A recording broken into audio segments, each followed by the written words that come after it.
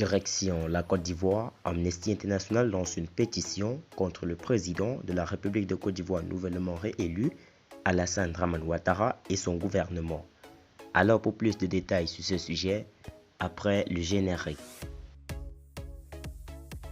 Avant de commencer, abonnez-vous à la chaîne et activez la cloche de notification car cela va vous permettre de ne plus manquer les prochaines vidéos.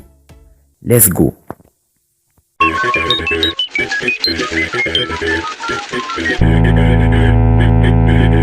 Amnesty International accentue la pression sur le président ivoirien et son gouvernement pour obtenir de Alassane Ouattara et du ministère ivoirien de la Justice la libération de Pull Chéri, Edith Gablet et de 5 autres femmes activistes emprisonnées. Cette organisation internationale des droits de l'homme a lancé une pétition ce jeudi.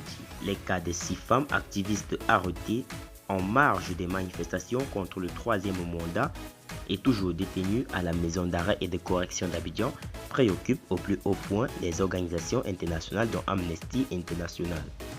Alassane Ouattara, manifester est un droit. Nous vous demandons de libérer ces 6 femmes activistes arrêtées arbitrairement. A tenu à rappeler jeudi Amnesty International au chef de l'État ivoirien investi lundi pour un troisième mandat controversé. Pour aller au bout de cette mission de libération de ces prisonniers d'opinion en Côte d'Ivoire, l'organisation non gouvernementale a lancé une pétition permettant à tous ceux qui y souscrivent, quel que soit le pays de résidence, d'envoyer directement un mail au président Alassane Ouattara dont le contenu est le suivant. Monsieur le Président, j'ai été choqué d'apprendre les arrestations de Pull Chéri, Edith Gablet, Anne-Marie Bonifon, Ange-Marie Yeo, Henriette Sonebo, Gay, Naminata Kone, Dite Amidiaga et Kouigninon, Irène Pan, épouse Todé. Je vous appelle à veiller à ce que ces femmes détenues arbitrairement soient libérées et que les charges contre elles soient abandonnées. La liberté d'expression et le droit de manifester pacifiquement doivent être garantis. Manifester n'est pas un crime, bien cordialement peut-on lire sur leur site. Amnesty International, qui est une organisation non gouvernementale internationale de défense des droits de l'homme et du respect de la Déclaration universelle des droits de l'homme, espère ainsi obtenir la libération effective de Pull Chéri, Edith Gablet, coordinatrice de l'ONG Alternative Citoyenne, arrêtée le 15 août alors qu'elle avait appelé à manifester pacifiquement contre la décision du président Ouattara de briguer un troisième mandat.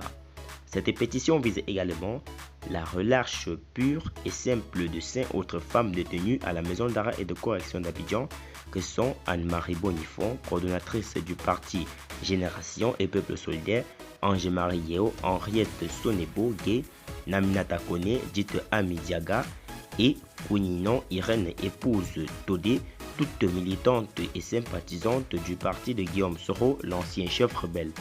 Une opération de Amnesty International qui intervient quelques jours après l'investiture par le Conseil constitutionnel à Abidjan du président Alassane Ouattara, réélu avec 94% des voix lors du scrutin présidentiel d'octobre émaillé de protestations et de violences. Le 16 novembre dernier, Amnesty International avait dénoncé l'usage de la violence lors des manifestations anti-troisième mandat et avait demandé aux autorités ivoiriennes d'enquêter sur l'homicide de dizaines de personnes tuées à coups de fusils, de pistolets et de machettes. Le gouvernement ivoirien lui pointe du doigt et tient pour responsable l'opposition qui a appelé à la désobéissance civile pour exprimer son mécontentement. Rappelons que les violences en marge de l'élection présidentielle en Côte d'Ivoire ont fait 85 morts, 484 blessés depuis août. Plus de 3200 personnes ont dû fuir le pays pour se réfugier dans les pays voisins, selon le Haut Commissariat de l'Organisation des Nations Unies pour les réfugiés, alors que des figures de l'opposition dont l'ex-premier ministre Pascal Affi-N'Desson et Maurice Kakogi Tahué ont été arrêtés et sont toujours détenus.